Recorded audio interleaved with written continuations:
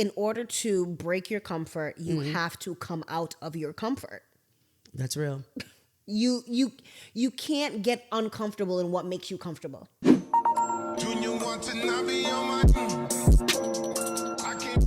Yo, it's your girl KC, back with another episode of Dare to Talk Season 4, where we are talking about looking for love in all the wrong places. If you haven't done so already, make sure that you tune into the other episodes. Don't cheat. Don't go ahead, making sure that you're listening to this in the order that it's meant to be listened to. I am so happy and so fortunate to have yet another guest on. And this guest is somebody that I've known for such a long time. And how long has it been since we saw each other? I think it's When's the last time you came to Boston? No, I want to say the last time we sat and had a conversation was in before Brockton. You moved. Yeah. Before you moved, yeah. Oh my gosh, that's insane. Season 2, maybe. Had to be. Oh, you know what? It earlier on seasons. Early, either late season 1 or early season 2. Yeesh. So it's been a while. Wow, gosh. So those of you who are like, who the hell is that voice? That is your girl Tati. She is somebody who is the prime example of a work friend that's converted or evolved into a lifelong friend, if that makes sense. Tatiana, I was talking to somebody the other day, and I was like, hey, I can't do work friends anymore. Ooh. I have to cut it off. I think I'm at the point where it's and it's not a bad thing, but it's I'm good. I don't need any more friends. Period. Yikes. Not any more friends. No, I'm cool. It's a lot. I think we need to be real about connections we have. And so I'm so very thankful about the connections I have with y'all, but really being purposeful about, I don't want to have friends for the sake of saying oh shoot, I got 10 friends. If I have 6 friends, 10 friends is you know what I mean? That's a lot to juggle. So I'm cool with the friends I have. And I mean, I'm fortunate enough to have made a couple of work friends at the place I'm at now, but I'm cool on it. We're good. Fair. I think I'm quick to, hey y'all. I think I'm very quick to, or I have been in my past, been quick to label someone as friend. When it comes to work friends, we met at work, obviously, 2017, 2016? What a time. I was rolling in dough. I'm broke now. Hello. Overtime, whenever you wanted it. Yeah. On the table. Forced? Whatever. Yes. We eat that forced, up. You intentionally wouldn't take overtime so you can be forced so you can get paid double? Ooh. Absolutely. Sign me up. Chef's kiss. But if I look back at that time, I literally have 2 friends that I can say that I still talk to today. You and Liz. Oh my gosh, Liz. And it's those are the only 2 people. Her birthday was yesterday, by the way. But happy belated birthday. I hope you watch Dare to Talk. Period. Period. But yeah, so you 2 are the only 2 people. Actually, technically, I reach out to German when I need a letter of reference. He's quote unquote my manager from that time period. Ooh, yeah. What a time. Yeah. Shout out to the friends who was hey, I applied for this job. Yep. You were my supervisor for this time. This is what I was. This is how I worked. I just need you to copy and paste what I wrote. And chef's period. kiss. That's it. I'll take you for drinks. I was a great employee. Yeah. Whatever. Big me up. Hype me up. Do what you do best. Yes. I've thought about what my job experience has been. Every time I apply for a new job, I always think because you have to look at your resume and you have to dust it off and I've always literally dust it off. And I've always been that time or when I worked there was such a I felt we were grinding, but it wasn't even I can't even say that we were getting the money, right? But I can't tell you what I bought. I can't tell you that I've traveled so much and because we were always working. Where were you traveling to? Yeah, no. I was traveling from home to the job. Money went into gas or I just think about the amount of money we our hands touch and like we go through, and it's just like I can't even tell you what I did with that or where that went. I can tell you what I did with mine. Mine all went to rent. But what you mean? I kid you not, like I lived to work. Like I worked to live rather, right?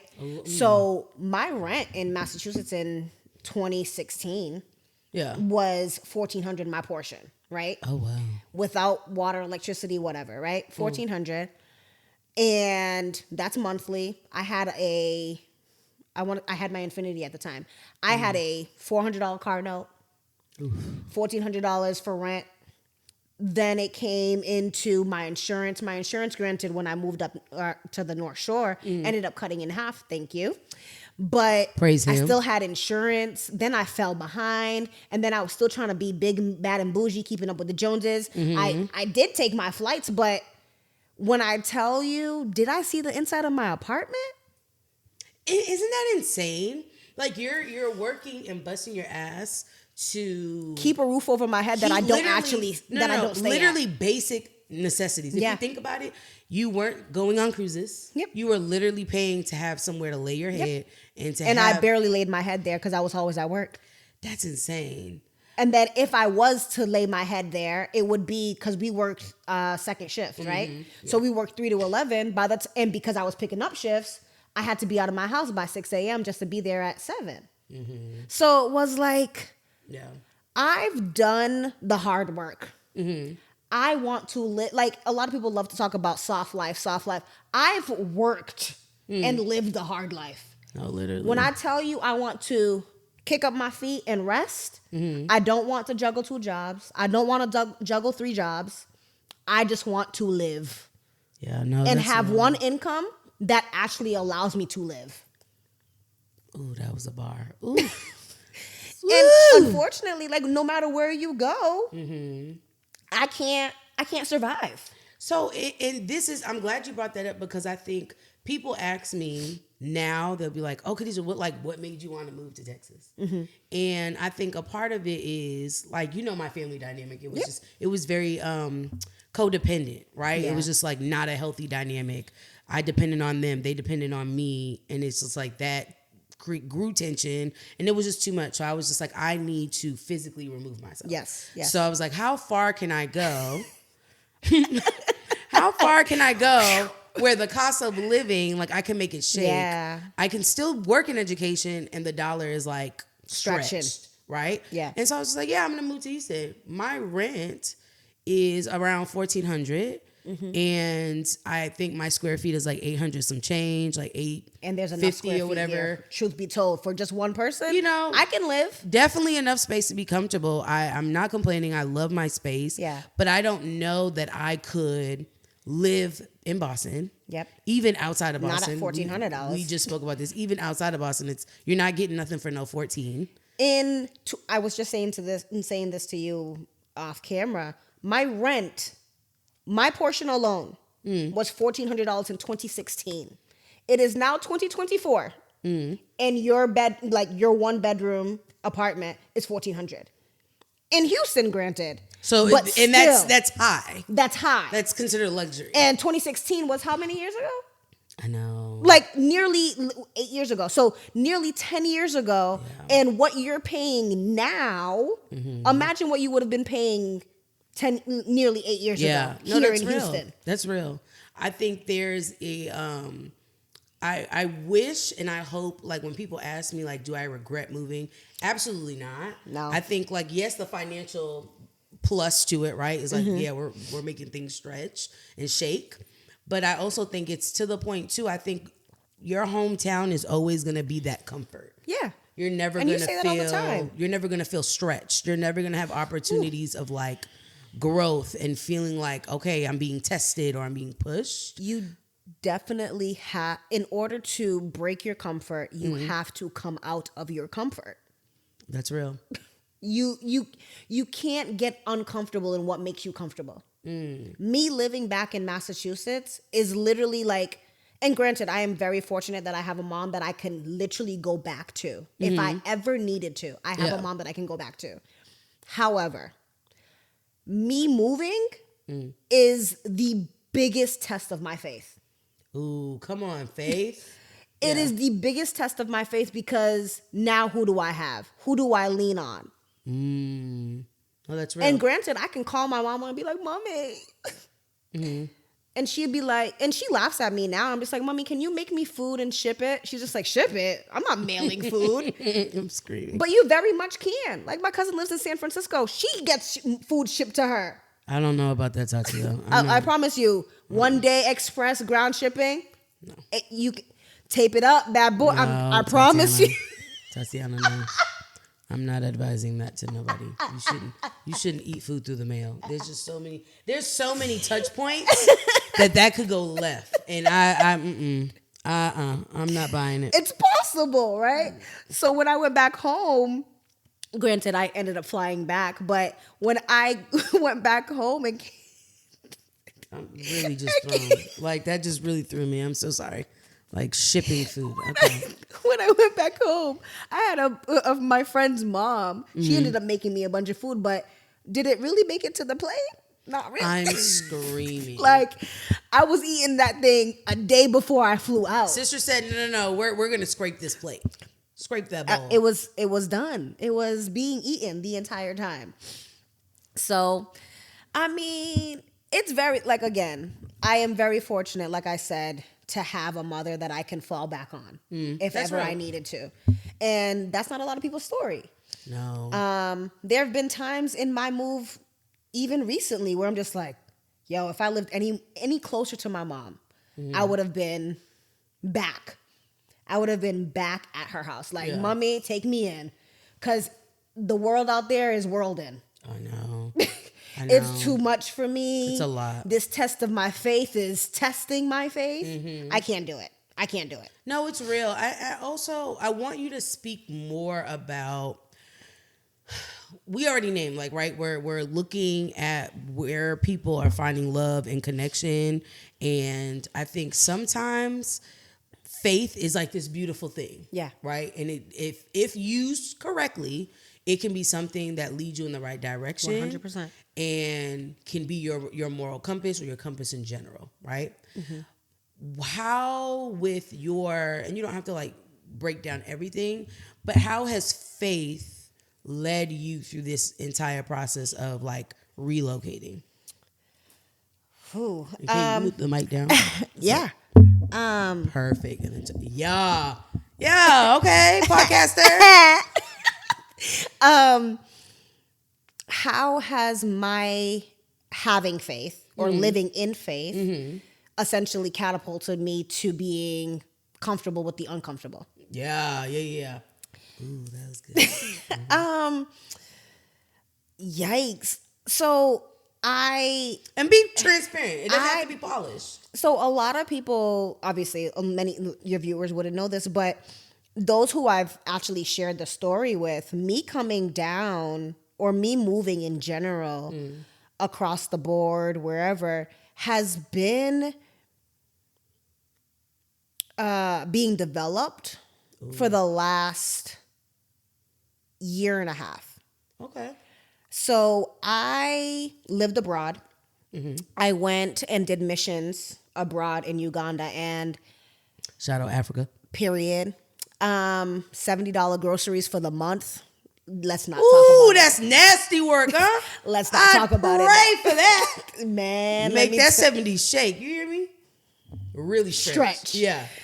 And $70 is actually a lot of food too. Like, you can get $70 here. Okay, let's not get off topic. So I got to Uganda, and in the spring of 2023, March 6th to be exact. And I only know that because I've actually created a journal. I wrote a journal about it. March 6th, it was a Thursday, and I was doing dishes in the kitchen. And before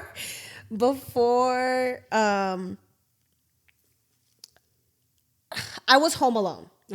And Thursdays used to be my days that I used to fast. So I was just doing dishes, cleaning the kitchen, cleaning up the apartment that I was in. Excuse me. And I hear in my spirit, because there's several ways in which you can hear the voice of God, right? You can hear the voice of God through the word of God. You can hear him audibly. You can hear him through your heart, like through your knowing, my knower or knowing, right? Yeah. So, in multiple other ways. But I heard him through my heart. I was listening to worship music or a podcast at the time, and I heard a still small voice that said, "You're moving sooner than you think." And I was like, okay, that was March, right? So I did missions for 6 months. I wasn't leaving Uganda. I had gotten an extended visa, by the way, but I wasn't at that moment. I wasn't leaving Uganda until June. At the very earliest, I wasn't gonna leave until June. So I was like, all right, cool. So I started doing my home, like I did my first time home buyers class while I was in Africa. I was like, all right, cool. God is telling me I'm about to move. March comes and goes. What comes after March? April. April comes and goes. What's happening? April. April comes and goes. I hear nothing. I'm like, God, like you said I was moving sooner than I think. Like, what do you mean? Yeah, what's going on? May comes and goes. What's going on? Yeah. May comes and goes. June. I'm getting nervous. I'm like, God, if there's one thing you know about me, anybody, I absolutely hate moving. Packing up, folding, putting it in boxes, packing up, taping I'm up. not going to hold you. It's a lot to move. I don't want to do it. Yeah, no, it's too much. Call somebody else to do it. Get somebody else to do it. No, seriously, get somebody else. So for me, I'm just like, nah, I don't want to do it. I don't want to do it, blah, blah, blah. So, and I had moved all of my stuff out of my mom's house before I even left for Uganda. Put everything in storage. Okay. Had moved out of her house, put everything in storage, paid my storage up until for the time that I was going to be out of the country. So my thing was, if I'm going to move my stuff out of storage by the time that I come back, I had paid up until July. If I'm going to move my stuff out of the storage, I want it to move into my house. I don't want to move back into my mom's house, to move out of my mom's house. So God, you gave me a word 4 months ago now. I need the next step. But as you know, that's not how God works. Absolutely not. On his timing, and there's nothing you can do to push his hand. You can't move. It won't budge. It won't move. Who you pushing? Yeah. It's like trying to move a boulder. Not to say that he's resisting. No, but it's like literally trying to physically move a boulder in your own human power. And God's not moving. I'm just like, no, not budging. Yeah. There were some things that he needed, in hindsight, there were some things that he needed me to confront and address. Before you went to that next phase. And heal from before he gave me the next step. Yeah. But I didn't know that at first. Right. Here I am, disgruntled. God, why you have me here? Because if anybody also knows, I've never wanted to be in Massachusetts. Yeah. Not too much. Yeah. Me leaving New York and coming to Mass was like, which is also where like a majority of my rebellion came from. I wanted, I was rebelling so hard. I wanted my mom to get so frustrated with me that she would send me back to live with my dad. I did not want to be in Mass. I was a rebellious teen. Like, nah, I'm good. And I always thought after high school I was going to move back to Mass. I was going to move back to Brooklyn. Nope, that wasn't the case. But by the time that I came out of high school, I was just like, I don't really want to go to New York. I want to go to Florida. Yeah. And it was anywhere and everywhere but Massachusetts. But for whatever reason, God still kept me in Massachusetts. Why? There were lessons to be learned there. Now, the faith aspect. So I come back to Massachusetts. My storage unit at this point, days and days and days. And I'm just like, I need to take my stuff out before they literally deadbolt, cut the lock off of my storage unit. Free-for-all, yeah. And not my stuff. Not my stuff. Yeah. So I was like, all right, whatever. I got a U-Haul, took my stuff out, begrudgingly brought it back to my mom's house. I was like, I don't want to do this. It is what it is. Like, this is not for me, blah, blah, blah. Girl, I was so like, I was so hesitant that I was like, you know what, God's gonna give me my next step. Yeah. I'm not gonna move my stuff yet. To the point where I started taking sheets at my mom's house and just laying on the floor. Because I was just like, God's gonna give me my next step. I'm good. Yeah. No. So I finally was just like, I think it was July 4th caved. weekend. I was just like, I can't sleep on this floor. But one of the greatest gifts that God started giving to me during my time in Uganda was the fact that I started having the gift of dreams. And I will never take for granted a dream, right? So he would give me some vivid dreams, conversations people were having about me, conversations that I was going to have. He didn't give you the numbers? No? No, he did not, Milagros. I'm just saying. So, I'm just asking what we all are asking. hello. You know? If he gave me the numbers, baby, you would not see me here. I'll tell you that. They'd be like, I haven't heard from Tatiana. Yeah, because she's on a private island. I know that's right. Hello. Shoot, my niece wouldn't even know me. I'll tell you that right now. And I love that girl. Screaming. She'd be like, I had an auntie for real.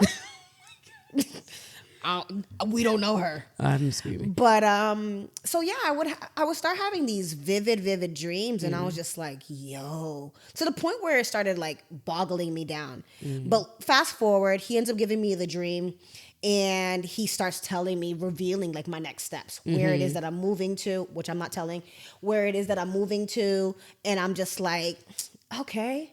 So I wake up, and I'm just like, of all places, Yeah. Are you for real? Yeah. Why there? I like rarely have I ever flown there. Like I don't like You that have place. no ties. I have no connection. ties whatsoever to this place. What do you mean? That's where you want me to call? Like that's where you're calling me. So I wake up from that dream, most vivid dream, June 27th, and I wake up from that dream, and I'm just like, all right, God. First sentence that comes out of my mouth, God, if that's where you're calling me, I say the state. I'm just like, if that's where you're calling me, I need three things. I need one, a church community. Because at the end of the day, like I had a church home back at home. Praise him. Yeah. Hallelujah.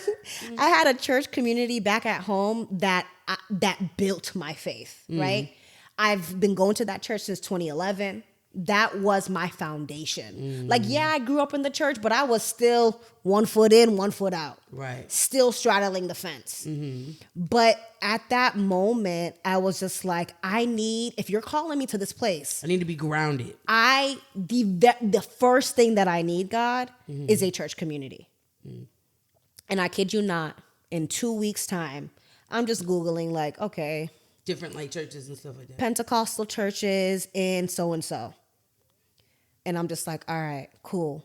I'm reading it. I'm looking at it. And of course, we live in a social media crazed society. Yeah. So I'm just like, let me see their social media. Does it flow? Do I flow?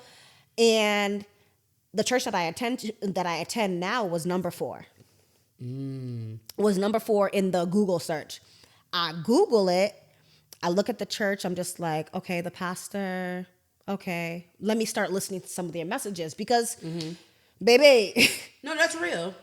In the South, Bible Belt state or not, wherever you go, West Coast, Midwest, wherever you go, there are a whole lot of churches that are preaching the word of God. No, that's but real. is it the word of God? That's real. There's a whole lot of people in pulpits that should not be in pulpits. Say that again.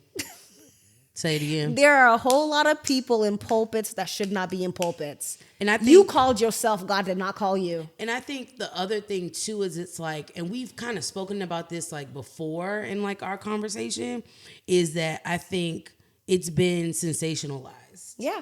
To be like, it's aesthetically pleasing. You know, it's aesthetically pleasing. It's like, you know, when you watch the reels and it's like day in the life of a churchgoer or whatever. Now we're like taking the tripod into church, into the sanctum, and like, you know, dancing, speaking in tongues, but checking the camera, make sure the camera's recording. Like is the red light on? Yeah, is the red light on? Oh my gosh, I didn't turn my mic on. Let me be mic'd up.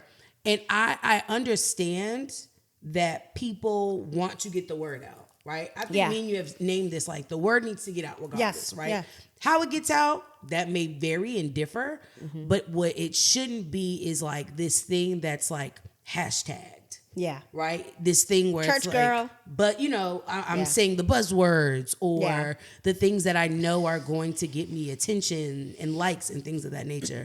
I think religion is something that's very intimate and private, to a certain, not private, personal. Like you shouldn't get into it or start developing like a relationship with him for other people, for external factors or reasons. And I think that's something that I truly am amazed, and I like to watch different like cult documentaries because I think it's heavy for sure. Yeah. But I'm always amazed by like how people, how you could in your right mind take his name and be like, yeah, God told me that I had to make this Kool-Aid.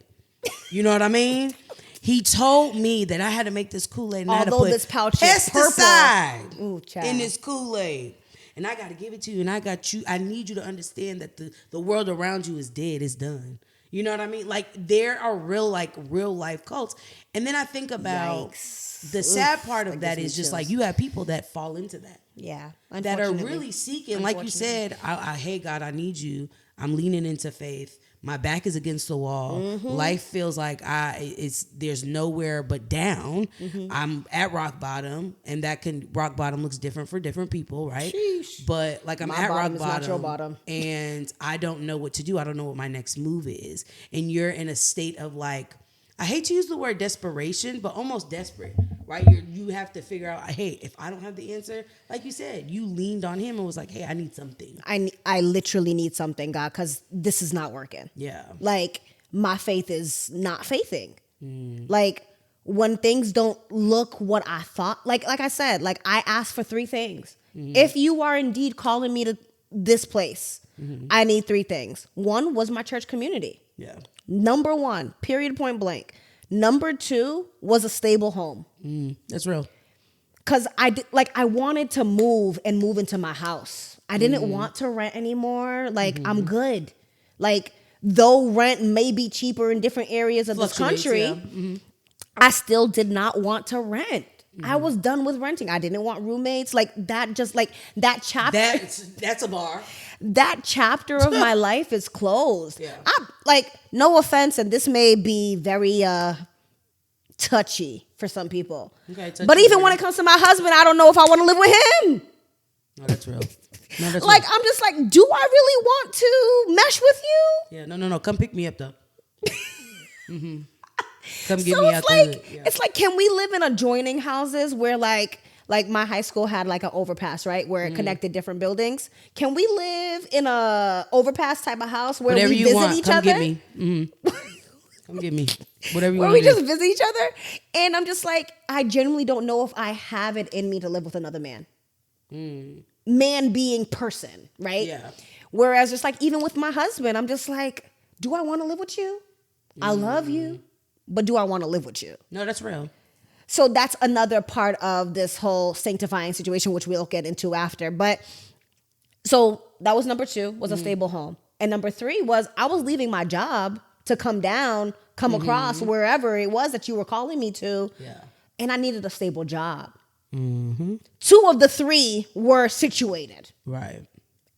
So when number 3 wasn't figured out, I was like, God, I started questioning. God, are you sure I was supposed to do this? And I have that resolve in me where it's resolve, I have that that faith, that depth to my faith because it's been worked out over the years. Like you said, it's that personal, intimate relationship. I know my history with God. He's never failed me. Come on. Nor has he forsaken me. And he won't start now. That's a Maverick City song.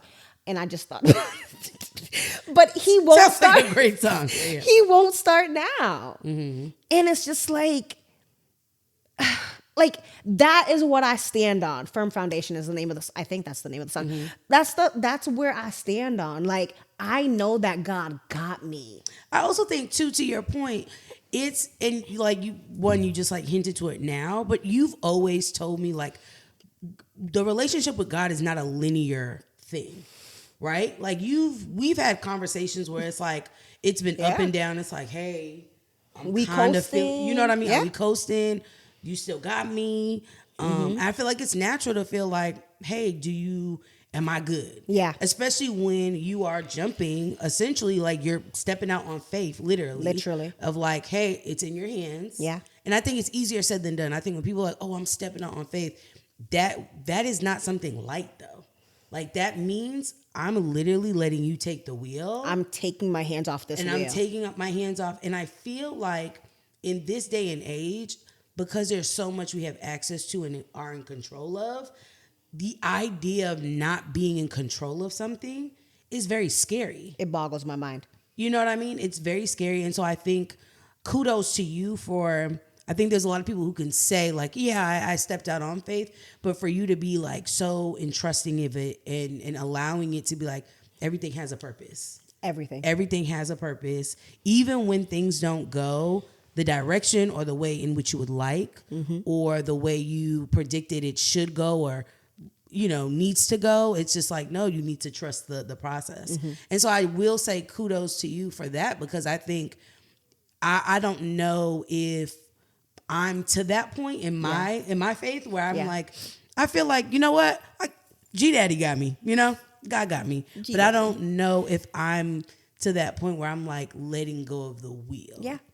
And so I wonder what made you even feel comfortable to even say like, I'm going to sit back and I'm going to let go. I think my experience in Uganda really shifted prepared me for what I'm going through right now. We'll talk about it. Because I had nothing in Uganda. I started my GoFundMe. I did what I needed to do for my GoFundMe, but I still needed to survive out there. That's real. And I had left my full income job in May of 2022, right? So May, June, July, August, September, October, November, December. So 7 months before I went. So my income wasn't incoming prior to me leaving. Gotcha. If I had worked up until the week that I left to Uganda, I would have been straight. Yeah. But I genuinely felt like God was calling me away on May 18th from my job as a social worker for the Commonwealth of Massachusetts. So not you saying the whole name. I can't stand you. Commonwealth.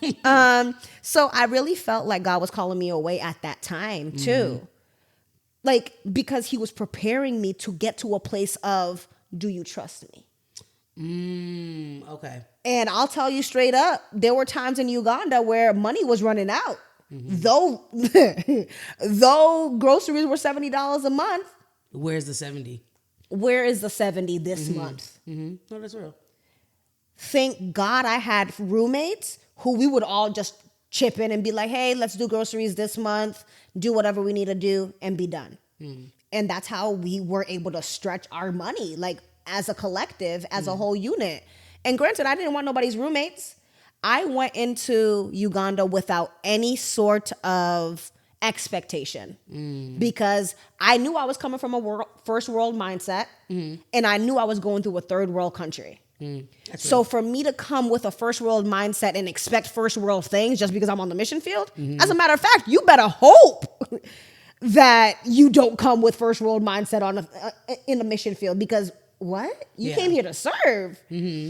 So it was best for me to prepare my mind to not have any expectations. I came in, my apartment, I'll tell you, was top tier. Granted, I lived with some people. And by some people, I mean 7 other heads. That mission is, wow. So like here I go from, like, granted, I grew up with amongst all boys, right? My mother and 3 brothers. Yeah. So I grew up with my brothers, but that was the only type of people that I had to live with. Yeah. And then I had a roommate, and that's like I went from however many people I had at my house, right, to college, to coming back because college life was not, like, college dormitory rather was not for me. So I went back to my mama's house. Then after graduation, moved out of my mom's house, had one roommate, and then from that one roommate, I ended up going back to my mama's house. But at that time, by the time that I got back to my mom's house, I didn't have 3 brothers still living there. You know what I mean? So it was different. And I enjoyed that, but now I'm going to go live with 7 other women that come from different backgrounds areas of the country. I had roommates from Australia. I had roommates from New Zealand. Shout out to my roommates. I had one roommate that was Wisconsin, I believe, and she was 18. She just graduated high school. I was like, girl, I was not at 18. You wouldn't have seen me on a mission field. No, I don't think I was ready to. You know what I mean? Maybe I wasn't even ready up and until I feel like the time I left. your frontal lobe is like not even developed at that point. So that's good looks for her. There were definitely some clashes because I was like, but that's natural. I was the oldest in the house too.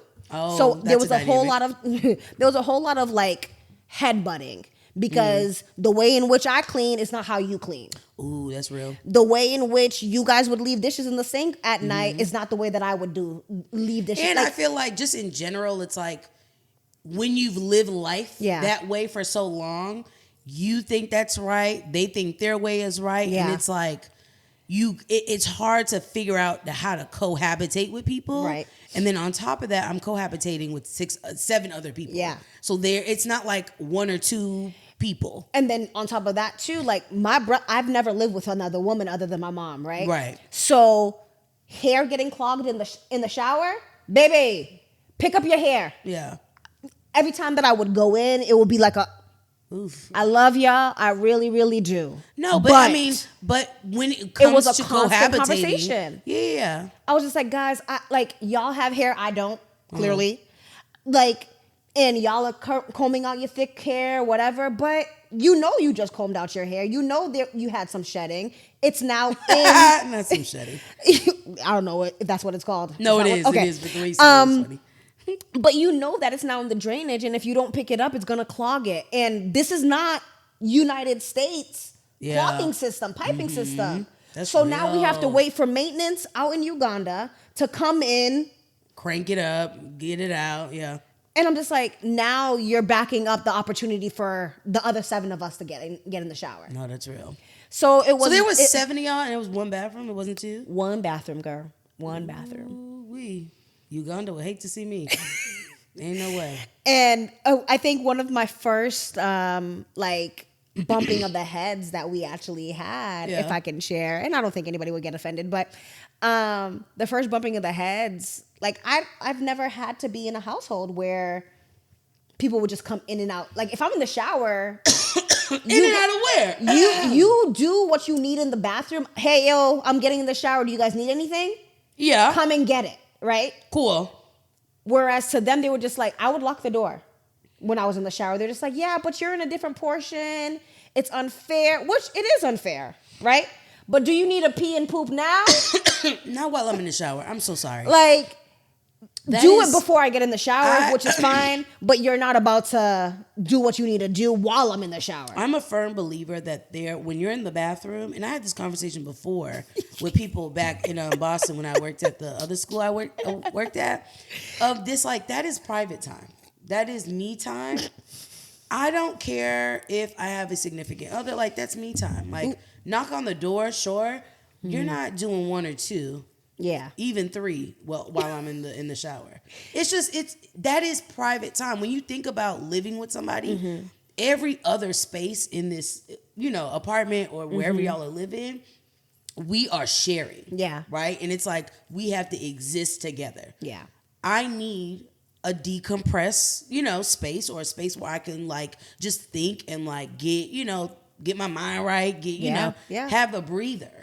Especially if I'm like 7 people, the bathroom is sacred. Now, it's the only place that I can be alone. Do you understand? Because I literally, it was 2 bedrooms in the apartment, right? And it was 4 beds within each room. So the room itself is probably about the size of your apartment, right? So it would be 1 bed over there, 1 bed in this corner, 1 bed in that corner, 1 bed in the far corner, right? Yeah. So I literally, I got to the point where I was sleeping with a face mask because it would be unfair for me to say, don't turn on the lights. I'm sleeping. Oh, right? When there's so many people. Yeah. It's not your own room, right? So for me, I was just like, all right, whatever. I'll sleep on a face mask. And I'm pretty much heavy sleeper. So it didn't really bother me. And my roommates used to be out whenever the heck they wanted. Baby, it is too dark in this village. There's no street lights. Yeah. Ooh, baby, no. I'm good. I'm asleep. I don't know this country. I'm good. People it's normal for them to literally walk around with AKs. Yeah. I'm good. Yeah. My tail is in bed. No, that's real. So, and granted, there was policy around volunteers being in the room, but like a lot of us were there for an extended period of time. They were just like, oh, we're safe. We're just at so-and-so's house. Y'all can be at so-and-so's house. Tatiana's going to be in bed. Yeah, no, that's real. I guess I think, so when I think of it, and correct me if I'm wrong, go through your experience in Uganda, do you feel like and I know you told me that you were going to Uganda, you sent me the GoFundMe page and stuff like that, but what made you, or what compelled you, before we like wrap up, what compelled you to go to Uganda? How did that even come to be? So the group that I volunteered with, their name is Watoto. And in Luganda, which is the native tongue, in Luganda, the Watoto, it's actually Swahili. Watoto means child of God or children of God. Okay. They do a U.S. tour. They tour all over the country. The globe as well. So right now there's actually a tour happening in Asia. Their Canada tour starts like at the top of January. They're in the U.S. now. September was when they started U.S. tour. Okay. And they go to certain different churches. They perform. And Watoto is... the reason why they do all these tours is to get the word out. Hey, this is an orphanage. These children, majority of the children are abandoned, given up. It's kind of like a foster care system, but faith-based. Got you. Okay. So it's essentially DCF, CPS, DCFS, DYS, whatever it is in your state that it's called, right? So it's essentially that, but foundation is Christ-centered. Okay. So they came to my church in 2014. 2014 or 2013 was my first year that I encountered them. I knew at that time that I wanted to actually study abroad and see if I could get that as my opportunity to study abroad. Now, granted, who I was in 2013, 2014 would not have made it on the mission field. So that's real that you know that about yourself too. I can definitely say that about myself because... like I said, like my roommate who was there, who was 18, who had just graduated high school, I would always commend her like, yo, congratulations. Because, bro, I can promise you who I was at 18 would not have survived. And granted, yes, I even had my challenges at 30 in Uganda. But I know that I just wanted to serve then, but in hindsight, I now knowing what the details that go into also studying abroad. Studying abroad is not just, oh, I get to live in another country. You still have to learn over there. And the way their dynamic is set up in Uganda, you still would have technically had to have a school there. Right? That was proctoring your exams and whatnot, still teaching you something. The only thing that it would have taught me was life values or whatever from first world to third world, which is also great life lesson. But so that didn't end up happening. So I was like, all right, whatever. But it was always a desire of mine to then go to Uganda to serve in some capacity. That's dope. The pandemic came around, the world shut down, and I'm just like, oh, this is a perfect time for me to go. So I started doing my research and was just like, okay. And I had just moved back to my mom's house. I was going through a really, really dark time. And I was just like, let me start looking into it. I asked my home church, like, hey, this is the thought that I have. I'm thinking about doing it. And they gave me essentially, they were just like, oh, talk to this person. And they connected you. Yeah. They didn't connect me, but they gave me their okay, right? Their approval. Okay. But that was 2020. I didn't leave until 2022 because then Watoto, during the pandemic, obviously, it wasn't just the U.S. They had a pause, It wasn't just the U.S. that was affected. Uganda was affected. Asia was affected. Everywhere was affected. So there was no international travel or rare international travel. So Watoto didn't start taking volunteers again until summer of 2022. And originally I was just like, all right, God, like I started thinking and just praying, and I was just like, I couldn't do it in 2020. Let me know. Because originally my plan was to go for a year. And I was just like, I want to do it for a year, see what it is. But I launched my business in 2021, Leap of Faith Fitness. Yeah. So when I brought it back to God in prayer, and I was just like, God, like, what would you have me do? Yeah.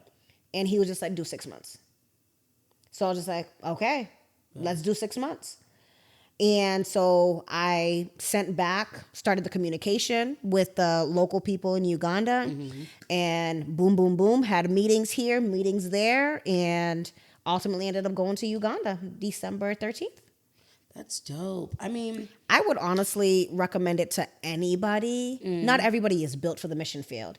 And that's real. That's real. But I will say it will open your eyes to the privilege that we have here in the U.S. It was so tough for me to readjust back to the U.S.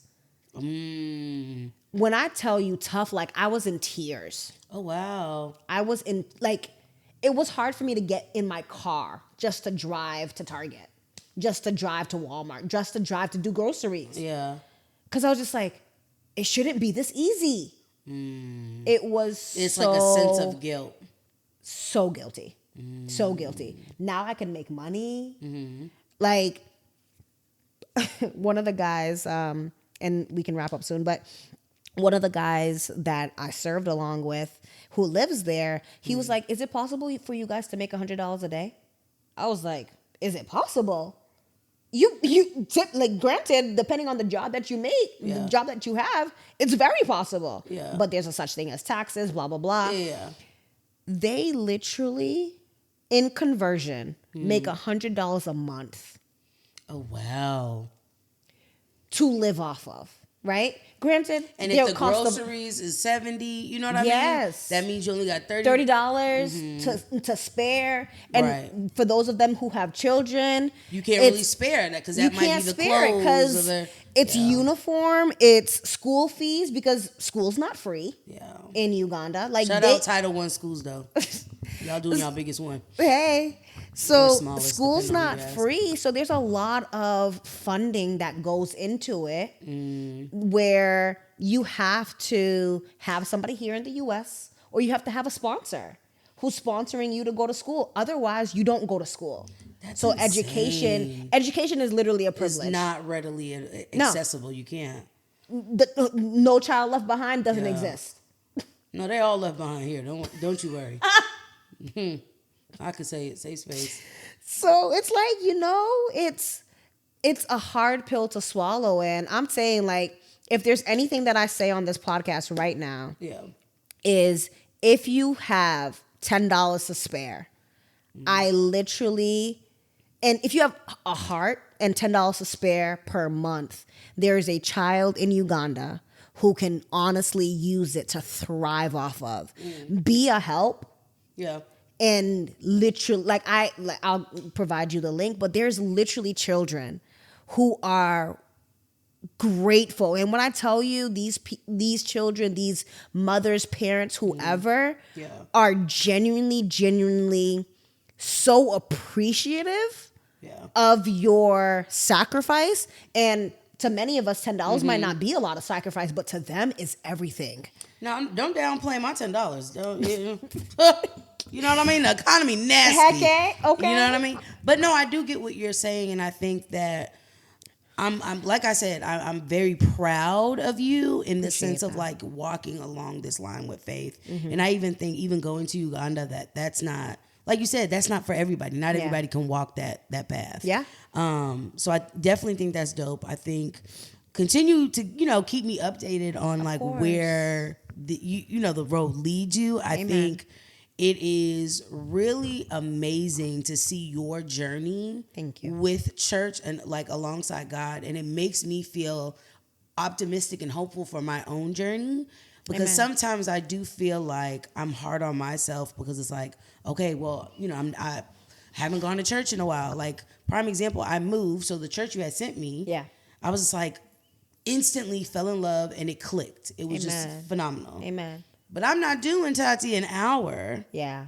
Or, 45 to 50 minutes from here to that church. Yeah. You know what I mean? I've been doing the online thing, right? Which is like, you can get a word online. Absolutely. Yeah. There's no doubt. But it's something about being in the space. So, I mean, your story. I'm glad that you, sorry. Yeah. I'm glad that you know that, though, because a lot of people, especially after the pandemic, genuinely feel like, I can just do church at home, which is good here and there, but it doesn't replace it. It doesn't replace it. The environment, the community. Like I said, my very first thing when God really revealed the state that I moved to, I was like, God, if you're calling me, I need not just firm foundation, but I genuinely need a God-fearing, God-ordained, word church. Period. That's my non-negotiable, God. No, that's real. The other two things that I'm asking for are negotiable. Granted, I still want my house, but thank you for giving me that, right? But and thank you for ultimately, and I praise him in advance, right? Though I don't have a job now, I'm grateful that I know I have a start date now. It's taken more, Jesus. Call on him. It's taken a long, long time for it, but I will say truly, truly, truly, knowing that there's a difference between, I'm going to watch church today in my PJs, throw a blanket on, versus being in the atmosphere of praise. In the atmosphere of praise, it's something that it does. It's not, I can say this as, because I've done both, right? This is the same church. I've done it where I've been in the space and it's completely different. Amen. Versus when I'm watching it online. Now online, you might get a chill or two. Yeah. But it doesn't, I'm telling you, it doesn't. Because there are other believers too, where it's like a heat sense that you can feel. And to that point, it's just when you look around did y'all just hear that? She just put that down. Yeah. And you can look at other people and it's and it's touching and the spirit hits there. The spirit hits there. The spirit and it's authentic worship. It's authentic faith. That's the thing that I'm scared about when thinking about, okay, I have to find another church. Yeah. Right? Because I can help you with that. What I don't want is where I start a church and then I don't go. Yeah. Or I'm able to go here and there, but it's spotty. It's not I'm not able to be as consistent as I would like, if I'm being honest. And so I thank you for being, and I don't know if you know this, but you kind of helped me navigate through religion and through my relationship with God, because I do think, like you said, you've told me this many times, it is not a linear process. It's never a straight, okay, correct, you're going to just go, you're going to see the fork, you're going to stay to the right and keep going straight. You're going to see exit 9, go to exit 6, skip 9, you know what I mean? But I really do appreciate it, because I think everything, and this is not just religion, not just God, everything lately has been sensationalized. Yeah. And it's for a hot minute, for a hot second. It's a hot take. Hot take. And I'm going to wrap this up, y'all, I promise, and then we're going to head out.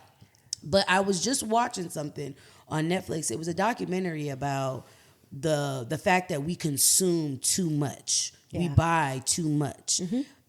These companies, these organizations, these corporations produce things for us to feel like we need to get more. And this idea of never being satisfied, your appetite always being reveling, needing to be quenched, it's never satisfied.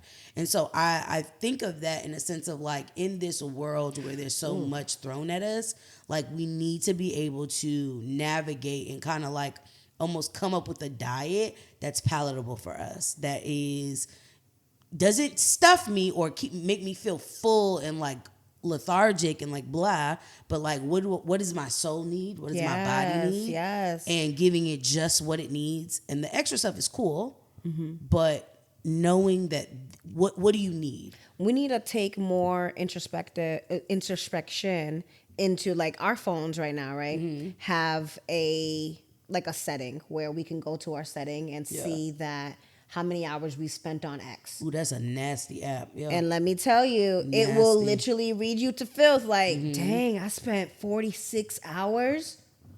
Huh? And that's 46 But there's hours. only 24. There's only 24 hours in a day. How the heck did you spend 46 hours on Instagram? And you what were you doing? And you don't think about it because it's so like it's to the point where I had purged all social media for a good stint of time, and during that time I learned Korean. Yeah, girl, off camera because I'm not confident in my pronunciation. Period. Yet. But I was I able didn't to know like that. literally learn a new language. I was able to journal. I was Yes. able to really think through like my relationship with God and be like, okay, like let's be honest, Khadijah. Yeah. Are you like really leaning into this the way you should be? Amen. No, if we're being honest, right? Okay, cool. But you know where you're at. Right. How do I feed in that gap? What is it that I'm consuming? There's only so much you can control as far as like social media consumption. You can't, the algorithm's only going to algorithm so much, right? So it's not like you can control, what's being tossed or thrown at you. So I do appreciate you. And I think that you have, hopefully, the way you have kind of made me think and got my wheels turning, hopefully we have the listeners thinking and really imagining better for yourself. And if you're somebody who doesn't identify as someone who, believes in God or believes in a higher being or whatever the case may be, hopefully what you took from this is that you are on a path that is not a mistake. Amen. It's not an accident. Amen. You're walking in your purpose. You just got to trust it. And it may not be, and I think to your point, it may not be a clean cut situation. And it never will be. You know so what I don't mean? expect it to be. It's not going to be clean cut. It's not going to be copy and paste. It may be clunky, but trusting that and understanding that there's a purpose behind it and there's a lesson to be learned. So listen to that lesson. But as always, I thank all of you for kind of tuning in and allowing me to sit on my couch and talk. Period. And have a good time. As always, stay black, stay blessed. Peace. Love y'all. As always, remember, make sure you hit that like button, subscribe, and ding, hit that bell so you don't miss a beat. And this was just another episode of Dare to Talk. Okay, bye y'all. You can trust in me. I can. You said I can trust in you.